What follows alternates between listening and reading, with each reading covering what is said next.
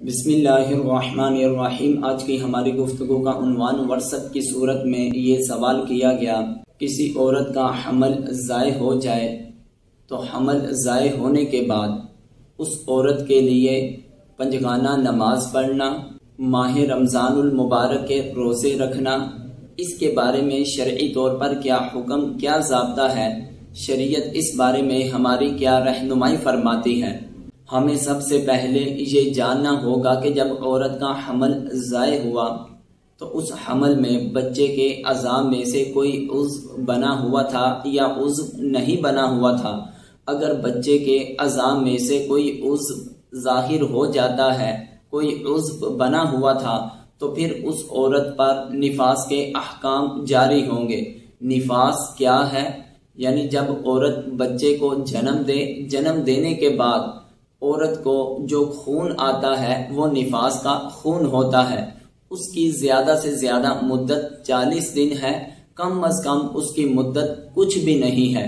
ہاں، اگر عورت کا حمل اس وقت ضائع ہوا کہ جب بچے کے اعضاء میں سے کوئی عضو ابھی تک نہیں بنا تھا، اس سے پہلے ہی حمل ضائع ہو گیا، تو اس کی دو صورتیں ہیں۔ اگر حمل ضائع ہوا، بچے کے اعضاء میں سے کوئی عضو نہیں بنا ہوا تھا، تو پھر اس عورت کے لیے حکم یہ ہے، حمل ضائع ہونے کے بعد DNC کے بعد اگر اس کو خون 1 دن یا 2 دن یا 3 دن 5 دن 10 دن کتنے دن آیا ہے، اگر DNC کے بعد حمل ضائع ہونے کے بعد 3 دن سے 10 دن کے درمیان تک خون آیا ہے تو وہ خون حیض کا خون ہوگا۔ اگر وہ خون DNC کے بعد 3 دن سے کم ہے یا مسلسل آتا ہے، 10 دن سے زیادہ ہو جاتا ہے، اس عورت کے لیے استحاضہ کے احکام جاری ہوں گے۔ یعنی وہ جو خون ہوگا وہ نہ نفاس کا ہوگا نہ حیض کا ہوگا، بلکہ ایک بیماری کا خون ہوگا۔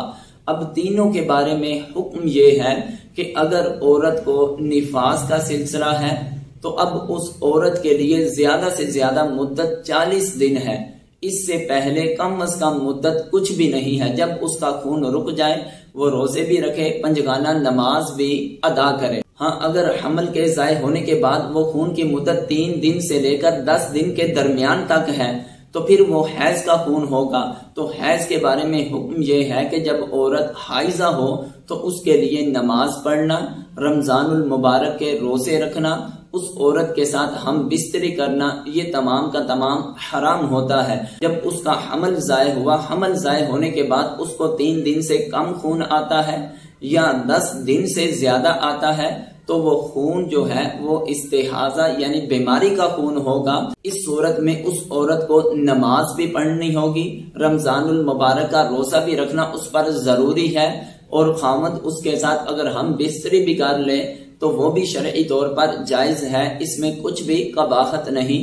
ہاں، اس کی طبیعت کے مزاج کو دیکھ کر کہ اس کو نقصان نہ پہنچے۔ بہار شریعت کی جلد نمبر 1 حصہ نمبر 2 صفحہ نمبر 385 اور استحاضہ کے احکام جہاں بیان کیے گئے، اس کے مسئلہ نمبر 1 میں استحاضہ کا حکم اس طرح بیان کیا، استحاضہ میں نہ نماز معاف ہے، نہ روزہ، نہ ایسی عورت سے صحبت کرنا حرام ہے۔ بہار شریعت سے بھی ہمیں یہی معلوم ہوا کہ اگر وہ استحاضہ یعنی بیماری کا خون ہے، 3 دن سے کم یا 10 دن سے زیادہ ہو جاتا ہے، حمل میں بچے کے اعضاء میں سے کوئی عضو نہیں بنا تھا، تو پھر اس عورت کے لیے نماز پڑھنا بھی ضروری ہے، روزہ رکھنا بھی ضروری ہے، خامد اس کے ساتھ ہم بستری بھی کر لے تو اس کے اندر شرعی طور پر کچھ بھی قباحت نہیں۔ اللہ تعالیٰ کی بارگاہ میں دعا ہے ہم سب کو صحیح طور پر اپنے دین کی کامل سمجھ عطا فرمائے۔ واللہ اعلم ورسولہ۔